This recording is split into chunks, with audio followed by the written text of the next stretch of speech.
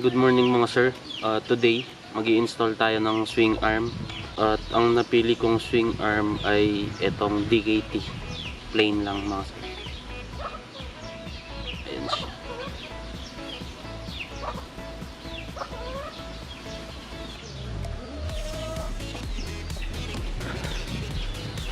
Kaya DKT yung napili ko mga sir kasi wala na daw stock ng K-Tech na silver.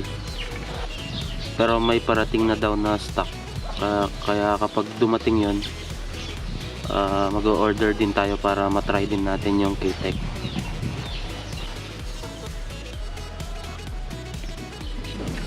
Ayan mga sir.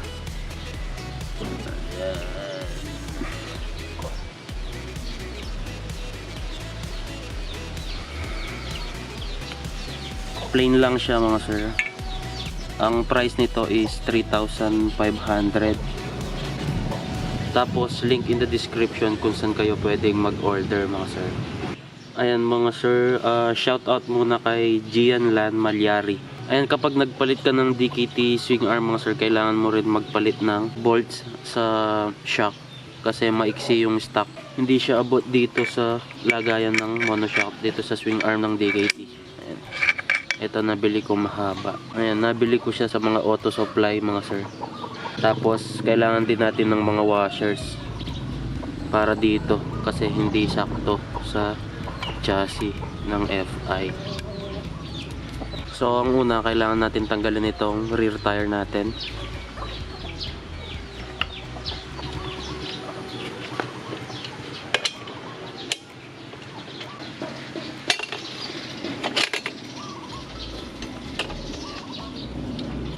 Ayan, tapos itong disc brake natin, pwede natin isabit dito sa may passenger pegs.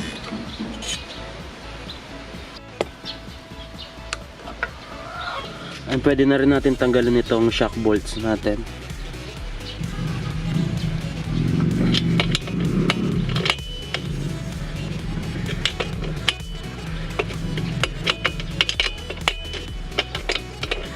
Ayan, 14mm socket wrench at saka 14mm na wrench para sa pang kontra.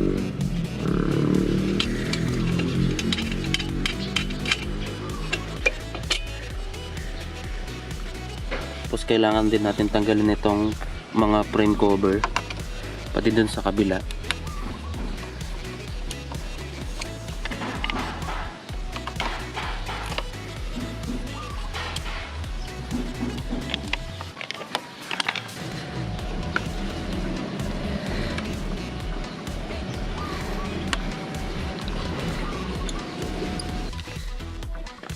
Ayan, pwede na nating tanggalin itong axle ng swing arm natin.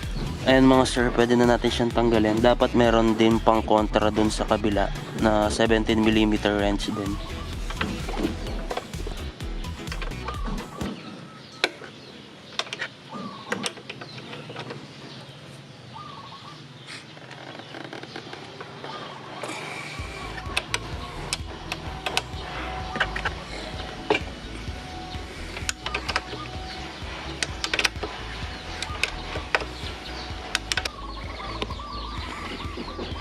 Ayan mga sir, bumagsak na yung swing arm natin. Ayan, pwede na nating itulak itong axle palabas.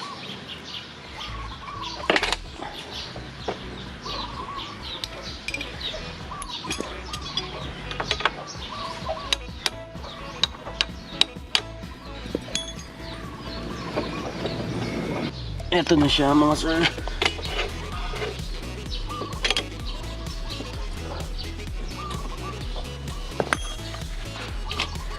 Tapos itong chain.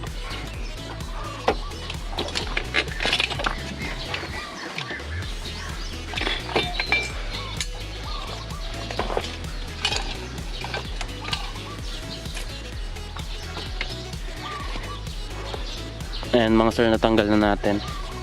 Ayan, dahil walang chain protector itong DKT, pwede nating ilagay itong stock na protector mga sir. Gagawa tayo ng bagong butas or pwede nating i-zip tie.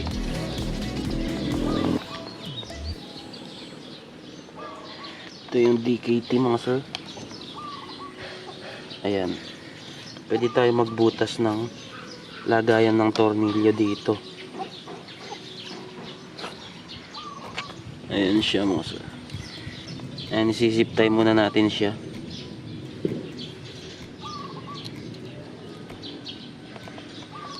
Pag-isipan ko muna kung bubutasin ko hindi.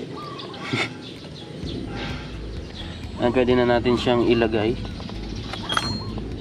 Testingin lang natin.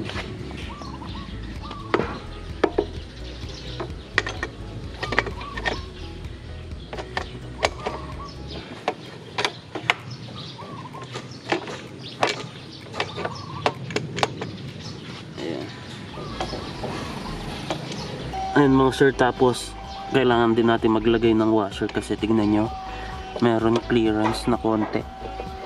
Ayun, gumagalaw siya, di ba? Hindi siya sakto. Kaya bumili ako ng maraming washers. Ito mga sir, lagyan natin ulit.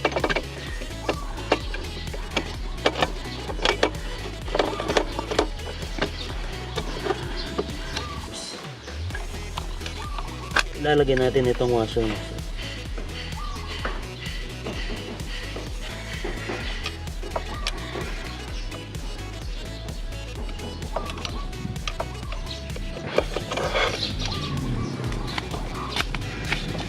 Ayan. Ayan mga sir, kita nyo ba yung washer na nilagay ko?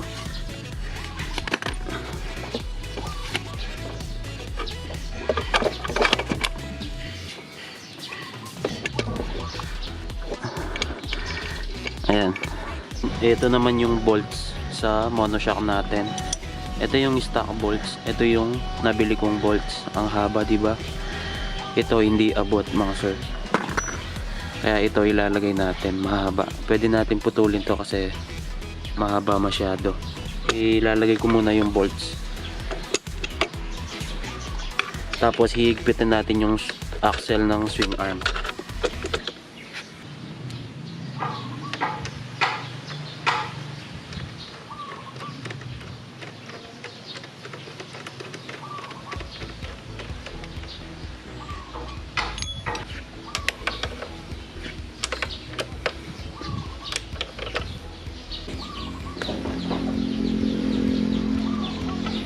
So ayan mga sir, pwede na rin natin higpitan itong sa monoshock natin.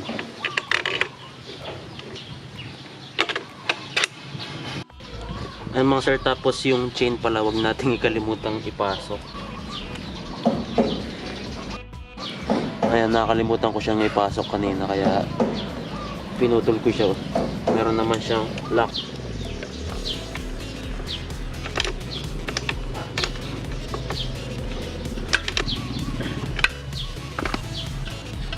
Ayan mga sir, pwede na natin ibalik itong rear wheel natin. Ilagay muna natin itong disc brake natin.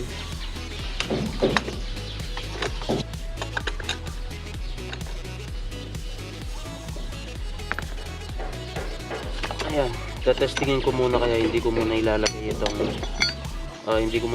yung chain.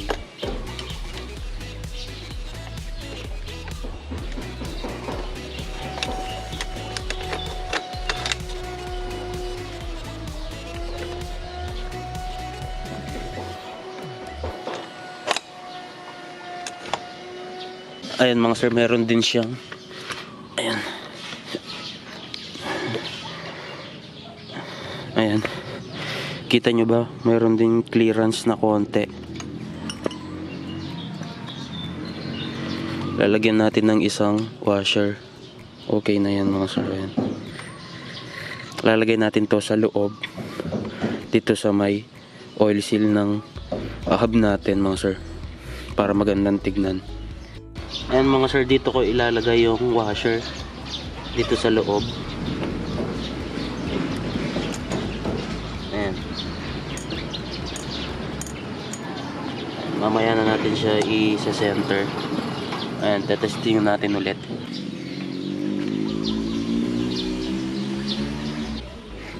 Ayan, ayos naman kaso may konting problema mga sir. Ayan yung problema mga sir, masyadong malapit yung stopper ng caliper natin sa disc. Kailangan siyang putulan mga sir. Ito mga sir yung sumasayad. Ayan, sumasayad sa disc. Kaya kailangan nating bawasan ng konti.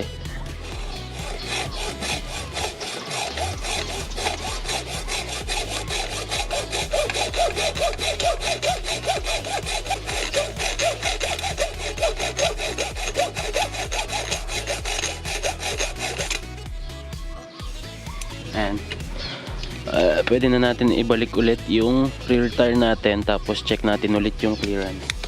Hindi na lumilitaw yung sumasayad kanina, di ba? Okay na siya ngayon. And pwede na natin ilagay yung chain natin. Ayan. Tiyaga yung kailangan dito mga sir. Huwag magmadali.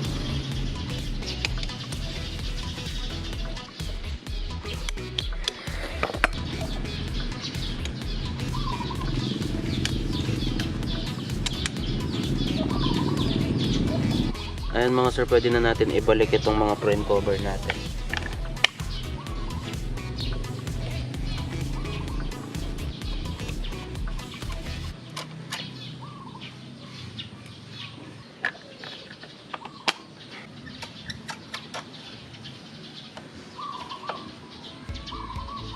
Ayan mga sir, ngayon gagawan naman natin ito ng butas.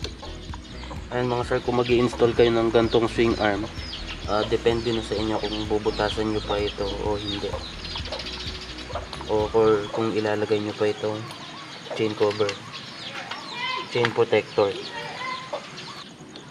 Pero ako gusto ko talaga siyang butas.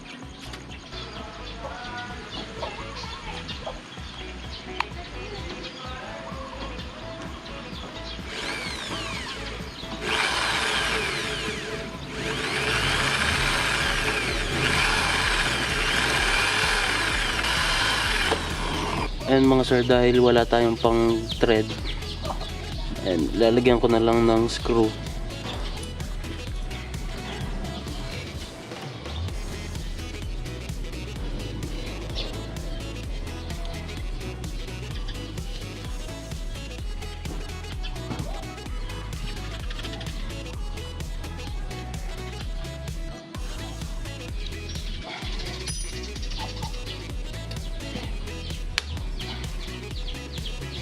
Ayan mga sir,